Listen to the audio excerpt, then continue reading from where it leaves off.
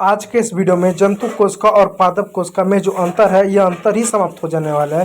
क्योंकि बच्चों को अक्सर दिक्कत होता है कि हमने कोशिका पढ़ लिया, बहुत कुछ पढ़ लिया, लेकिन जब जंतु कोशिका और पादप कोशिका में कोई अंतर पूछता है तो अंतर ही नहीं समझ में आता है। क्योंकि दोनों के दोनों कोशिका एक जैसे दिखते हैं, उसमें अंतर क्या है। तो आज के इस वीडियो में मूलभूत ऐसे 5 अंतरों की बात करने वाले हैं जो सिर्फ जंतु कोशिका में और पादप कोशिका।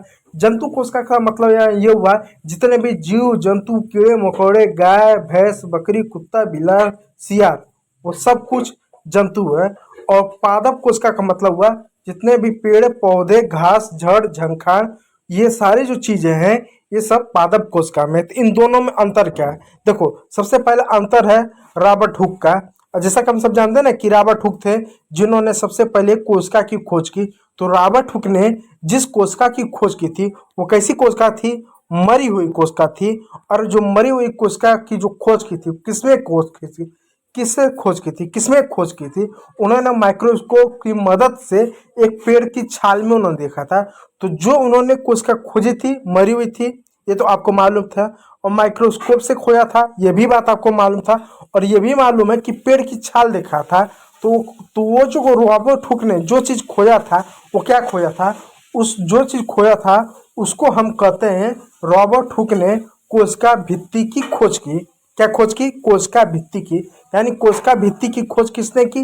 रॉबर्ट हुक ने की थी। और जो कोशिका भित्ति होता है ये केवल और केवल, सिर्फ और सिर्फ पेड़ पौधे पादपों में, जड़ झंखाड़ में पाया जाता है।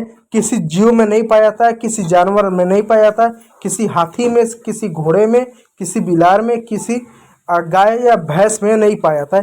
ये सिर्फ पेड़ और पौधे में पाया जाता है, किसी जंतु में नहीं पाया जाता है। जो कोशिका भित्ति जिसको रॉबर्ट हुक ने खोया था। अब कोशिका भित्ति करता क्या है? कोशिका भित्ति कोशिका की एक ऐसी संरचना है जो क्या करता है, बाहरी चीजों से पेड़ पौधों को सुरक्षा देता है, एक तरह से मजबूती देता है कि पेड़ पौधे ज्यादा टूट ना जाए, थोड़ा सा मजबूत हो, एक तरह से छाल की तरह जैसा कुछ काम करता है। ठीक, तो पहला अंतर आपको मिल गया कि जो आपका जंतु कोशिका होगा उसमें कोशिका भित्ति उपस्थित नहीं होगा, पादप कोशिका में कोशिका भित्ति उपस्थित होगा। दूसरा, प्रकाश संश्लेषण नहीं होता है। जितने भी गाय भैंस जीव जंतु है वो प्रकाश संश्लेषण नहीं करते हैं, जबकि पादप प्रकाश संश्लेषण करते हैं। प्रकाश संश्लेषण का मतलब वो हुआ कि जितने भी गाय भैंस होते हैं, जानवर होते हैं या इंसान होगा, हमको भूख लगी तो हम खाना बना सकते हैं। गाय भैंसों को भूख लगी तो वो किसी खेत में कहीं पर भी जाकर चारा चर सकते हैं। लेकिन पौधों के साथ ऐसा नहीं होता।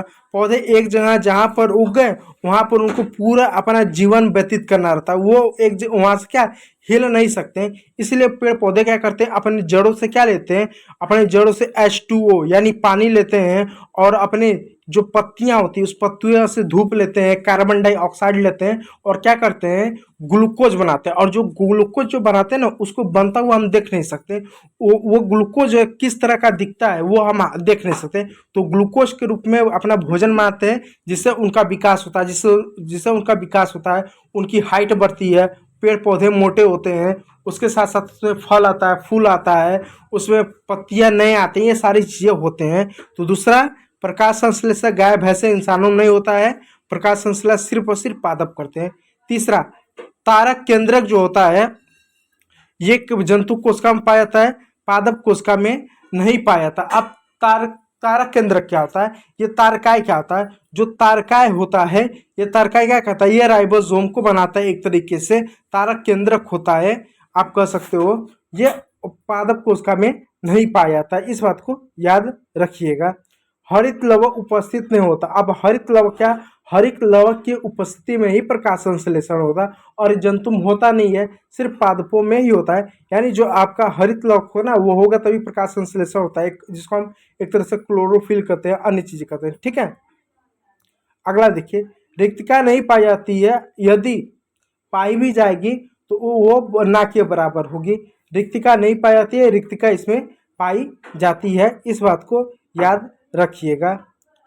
क्लोरोफिल उपस्थित नहीं होता। क्लोरोफिल जो पत्तियां होती है ना उसमें छोटे छोटे छोटे दाने टाइप होते हैं जिसको क्लोरोफिल कहता है। इसी क्लोरोफिल की मदद से जितने भी पेड़ पौधे होते हैं क्या करते हैं, ऑक्सीजन को छोड़ते हैं, कार्बन डाइऑक्साइड को लेते हैं, धूप को लेते हैं।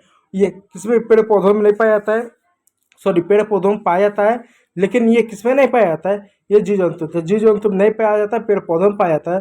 तो उम्मीद करूंगा पादप कोशिका और जंतु कोशिका में क्या अंतर होगा ये मैंने बताया कि क्या पादप कोशिका में पाया जाता है और क्या जंतु कोशिका में नहीं पाया जाता। अब बाकी जो बच गया जैसे माइक्रोकांडिया बच गया, केंद्रक बच गया, आपका राइबोसोम और भी जो चीजें बच गई वो दोनों में पाया जाता है। तो बाकी जो इसका जिक्र मैंने नहीं किया, किनका जिक्र मैंने नहीं किया, मैंने जो है किनका जिक्र नहीं किया, मैंने यहाँ पर तारकाय का जिक्र नहीं किया, मैंने जो है किसका जिक्र नहीं किया, रुको,